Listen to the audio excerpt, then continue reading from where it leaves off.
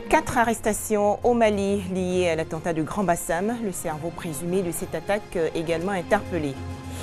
Commune d'Adjamé, difficile pour les habitants du quartier Paillé d'accéder à leur domicile. Leur cité est fréquemment bloquée par le stationnement anarchique.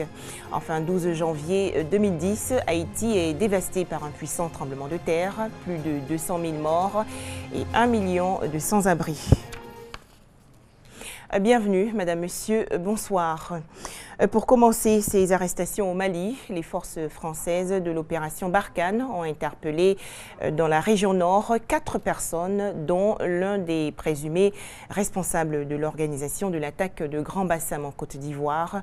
La tuerie de Grand Bassam avait fait 22 morts, dont 2 terroristes, le 13 mars 2016. Des précisions de Alexis Ouedraogo.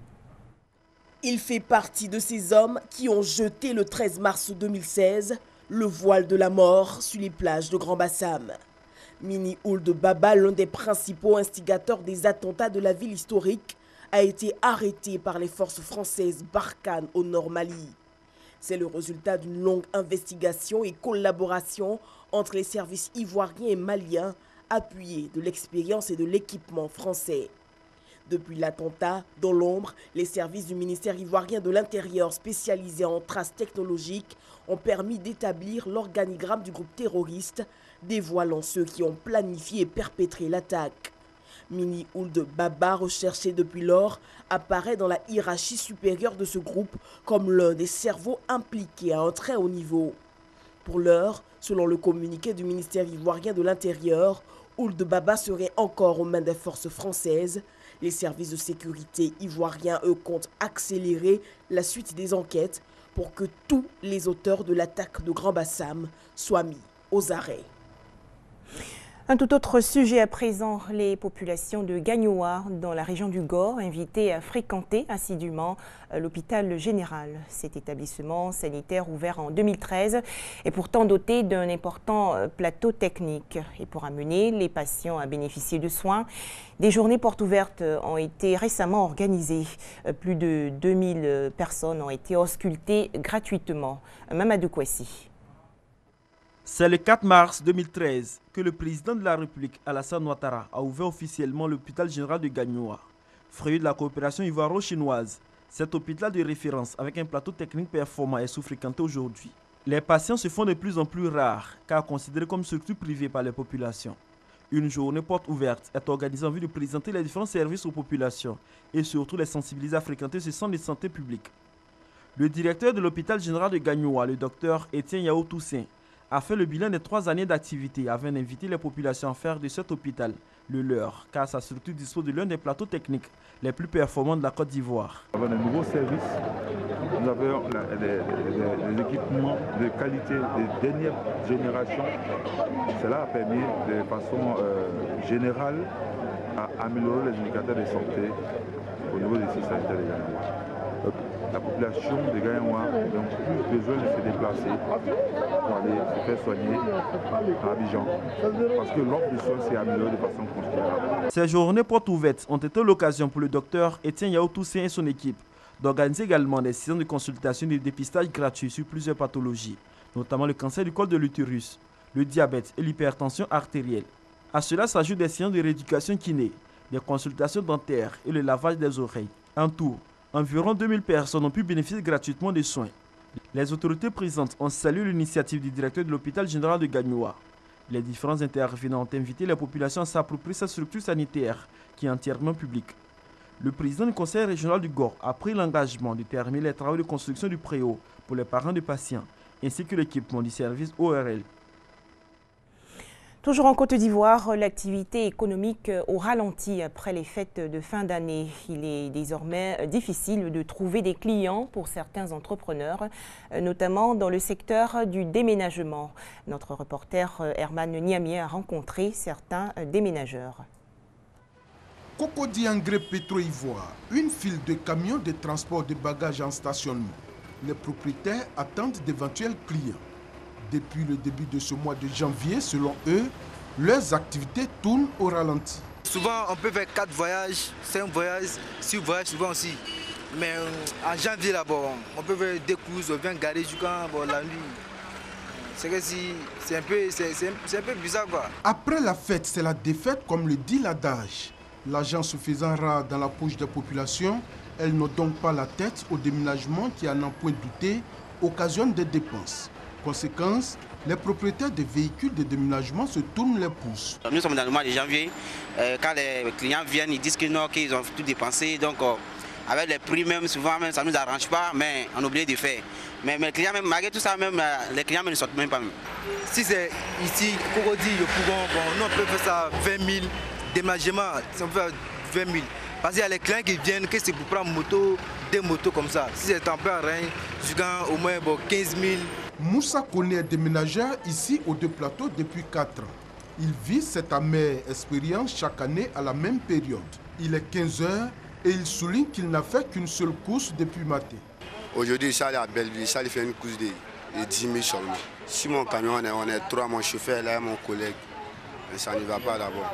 C'est que si on attend, comme la journée n'est pas encore finie, tous les janvier c'est comme ça. Mais quand janvier passe, on commence à se rattraper un peu.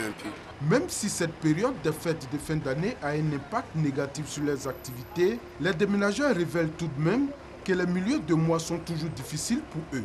C'est pourquoi ils gardent espoir que leurs activités vont reprendre en plein temps dès la fin de ce mois. Le calvaire des populations du quartier Paillé dans la commune d'Adjamé. Elles sont confrontées au blocage permanent de la principale voie d'accès à ce quartier par le stationnement des véhicules et autres transports en commun dont le nombre ne cesse de grandir. À noter qu'un peu plus loin, au plateau d'Ocuy, notamment au carrefour du Zoo, les habitants vivent également cette situation. Konaté Moussa. Carrefour Paillé dans la commune d'Adjamé. Principale voie pour rallier les communes de Cocody, de Plateau et Abobo par le Zoo. Ici, il n'y a pas de feu tricolore. Conséquence, circulation et stationnement anarchique des minicars appelés communément Gbaka. Un désordre auquel s'ajoutent les manœuvres peu maîtrisées des taxis et autres véhicules. Moi, habituellement, je ne viens pas ici tout le temps, mais à chaque fois que je viens, je vois qu'il y a de l'embouteillage. Et je vois qu'il y a plein d'hommes ici. Et nous, les chauffeurs aussi, on n'est pas patient, on n'est pas tolérant. On veut forcément passer. Même quand on a la priorité que si on veut passer, qu'il y a l'embouteillage, au lieu de patienter, laisser passer les autres, on ne le fait pas. Et c'est ça qui cause beaucoup d'embouteillage. Et puis les minicars, Baka, eux, ils ne laissent jamais passer les autres. Ils garent à n'importe quel moment, à n'importe quel endroit. Et ça crée beaucoup de problèmes, ça nous fatigue. Cet endroit permet d'accéder à l'unique voie menant au quartier Paillé. Pas facile cependant pour les riverains qui éprouvent des difficultés pour regagner leur domicile. Le carrefour est saturé, surtout les Baka qui s'arrêtent n'importe comment pour prendre les passagers. Et les Woro qui sont ici pour aller au quartier, vraiment c'est gênant, très gênant. Des fois la gendarmerie arrive pour nous régler, mais la gendarmerie n'est pas là tous les jours. Vraiment, bon, il faut quand même un feu pour laisser passer ceux qui viennent du quartier, parce que le quartier est peuplé maintenant. Depuis 1980, quand on était là, on avait uniquement la cité, il n'y a pas trop de monde. Maintenant, il y a trop de monde dans le quartier. Il faut quand même un feu pour laisser passer les gens. C'est une grande circulation ici. Il faut un feu quand même pour arrêter ceux qui viennent, pour que les gens rentrent dans le quartier. Et que les Baka nous laissent rentrer dans le quartier aussi. Souvent, ils barrent la route. À quelques mètres de là, le carrefour du Zoo, les véhicules roulent au ralenti. Malgré la présence des forces de l'ordre régulant la circulation, le trafic est bien difficile quelle que soit la couleur des feux tricolores.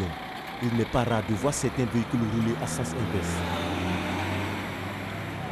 Il y a beaucoup de trous devant qu'on n'arrive pas à arranger. Et puis les Baka aussi nous fatiguent beaucoup.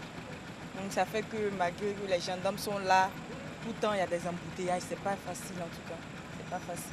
Tous les jours, on vit la même situation. Vraiment, c'est pas facile. Il faut faire quelque chose. Ça ne peut pas continuer comme ça. Les mises en cause, les chauffeurs de minicars refusent de se prononcer. Le constat est clair. À ces deux carrefours, l'incivisme et le désordre ont fini par s'imposer dans le quotidien des usagers. Hors de chez nous, en Afghanistan, l'apiculture, l'élevage des abeilles à miel profite beaucoup aux femmes. Cette branche de l'agriculture est développée dans la région centre du pays. Dans cette ruche, c'est Fatima, la reine. Cette mère de 7 enfants gagne sa vie en produisant du miel avec l'aide de son mari et leur fils. Une situation inhabituelle en Afghanistan, société patriarcale et conservatrice. Mais nous sommes à Bamiyan, l'une des provinces les plus libérales du pays. Je suis très heureuse. Ça nous occupe, mon mari, mon fils et moi. Mon mari vend du matériel d'apiculture et mon fils m'aide à porter ce qui est lourd et prend en charge ce que je ne peux pas faire moi-même.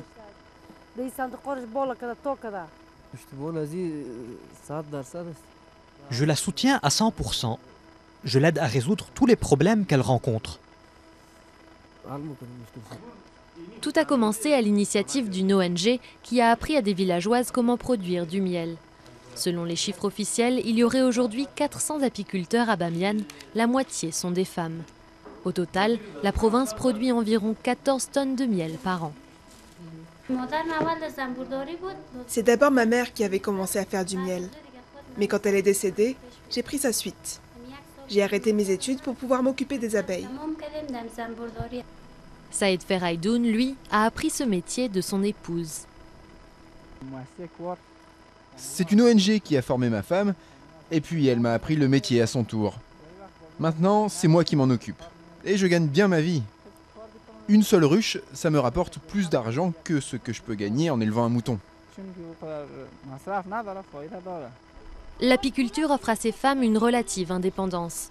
Un pas vers l'égalité dans un pays qui reste particulièrement injuste pour les Afghanes, 15 ans après la fin du régime taliban.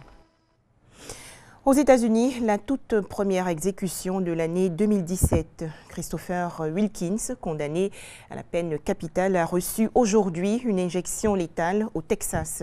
Il a été reconnu coupable d'un double meurtre commis en 2005. Les tout-petits, premières victimes de la guerre au Yémen. Selon le Fonds des Nations Unies pour l'enfance, le conflit a tué 1400 enfants. Plus de 2000 ont été blessés. On dénombre aussi 462 enfants souffrant de malnutrition chronique. Enfin, 12 janvier 2010, c'est le chaos total à Haïti. Le pays est complètement ravagé par un tremblement de terre. Plus de 300 000 morts, 300 000 blessés et 1,2 million de sans-abri. La communauté internationale est au chevet de Haïti pour secourir les sinistrés et tenter de reconstruire l'île. Le séisme de 2010 à Haïti est un tremblement de terre d'une magnitude de 7.0 à 7.3 survenu le 12 janvier 2010 à 16h53 heure locale. De nombreuses victimes dénombrées, plus de 300 000 morts et 300 000 blessés, ainsi que 1,2 million de sans-abri. Selon l'Institut d'études géologiques des États-Unis, le tremblement de terre aurait eu une magnitude de 7, c'est l'équivalent de l'énergie dégagée par une bombe à H. Revenons sur les causes. Le séisme aura été provoqué, selon les experts, par la rupture d'une faille orientée ouest-est vers une longueur de 50 à 100 km. Il s'agit de la faille d'Enriquillo, qui est un décrochement sénestre et qui traverse la ville de Port-au-Prince, à Haïti. Le risque sismique était donc identifié. Les conséquences pour Haïti, dès les premiers jours, de nombreux édifices publics et des bâtiments privés entiers se sont effondrés avec leur corollaire de victimes. Ban Ki-moon, secrétaire général des Nations Unies, estimera que quelques 300 millions de personnes auraient pu être sinistrées sur les 4 millions que compte la population de Port-au-Prince. Le 20 janvier 2010, un autre tremblement de terre de magnitude 6.1 a été de nouveau ressenti. La conséquence immédiate, un nouvel exode massif a été observé. Voilà, des explications de Franck Quadio. Très bonne soirée à tous sur RTI2 et à demain.